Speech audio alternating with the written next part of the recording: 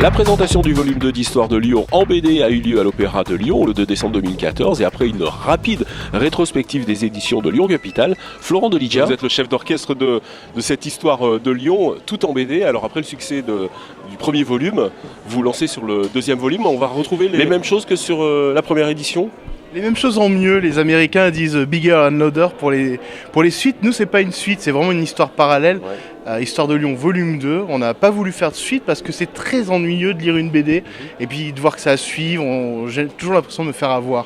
Donc on a décidé de faire des nouvelles histoires, des histoires parallèles. Histoire de Lyon, volume 2, avec 7 histoires différentes. Et on va faire un tour d'horizon de ces histoires avec en premier lieu la table claudienne de Frédéric Levert qui commence l'histoire avec une sorcière qui visite le musée gallo-romain à Lyon. Mais l'histoire commence à Rome. Alors Frédéric Levert, comment dessine-t-on Rome de l'époque ? Bon, en fait là j'ai de la chance, c'est que pour Rome en fait il y a beaucoup de docs. Et en fait il y a un fou qui a modélisé Rome de l'époque. Et donc ça permet d'avoir une bonne doc sur le Rome à l'époque en fait.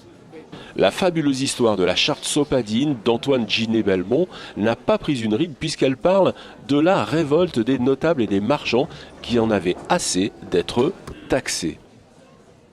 Avec Coralie, on parle de la soie avec au départ une légende chinoise.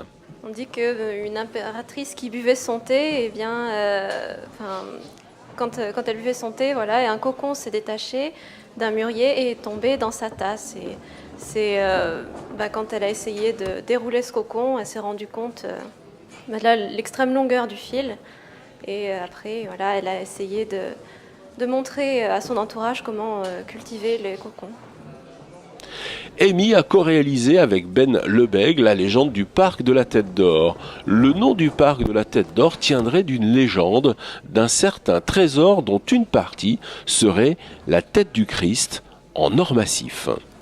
Ludivine Stock nous présente la méthode Lacassagne, le début de la médecine légale, et nous raconte l'histoire d'un cadavre retrouvé.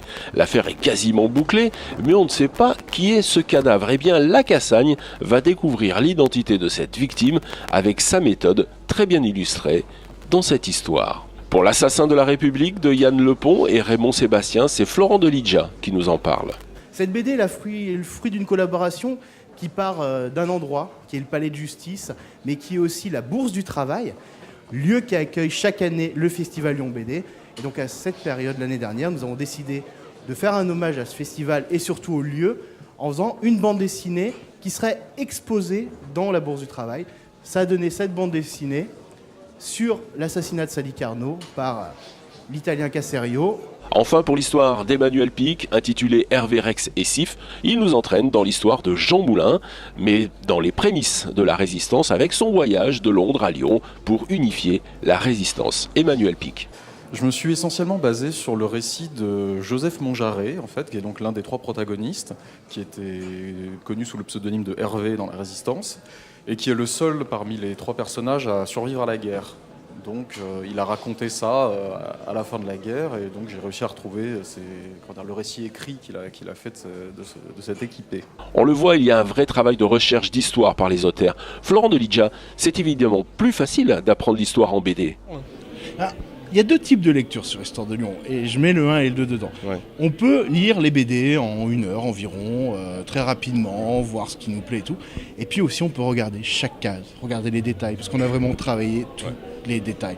Alors, vous dites bien que c'est l'histoire en BD, mais c'est pas un livre d'histoire. Hein. Il faut quand même aller regarder du côté des livres d'histoire. Hein. Ce serait très prétentieux de dire de faire l'histoire avec cette histoire en 7 planches. Ouais. Non, c'est une amorce. C'est un petit peu l'étincelle qui doit donner envie d'aller voir toute l'histoire de Lyon. Je sais qu'Histoire volume 1 et Histoire de Lyon volume 1 a été énormément offert à des jeunes enfants. Donc j'ai envie que ces jeunes enfants découvrent des choses qu'on ne savait pas forcément sur l'histoire de la ville, comme que Lacassagne était Sherlock Holmes à Lyon, un vrai Sherlock Holmes. Moi qui adore Sherlock Holmes, quand j'ai découvert ça et j'avais 8 ans, 9 ans, j'étais comme un fou. Je me suis dit, Sherlock Holmes existait et il était dans cette ville de Lyon. Finalement, vous êtes une passerelle entre la BD et le livre d'histoire. On est aujourd'hui dans une tendance de ce qu'on appelle la BD doc, où la BD sert à transmettre des informations, c'est une nouvelle forme de journalisme. Nous, on a commencé très tôt avec l'histoire, on a commencé au début, quand Lyon Capital a été racheté par le groupe Fiducial et qu'on est passé en mensuel. Quand on sortait toutes les semaines, c'était compliqué de mettre cette planche de BD.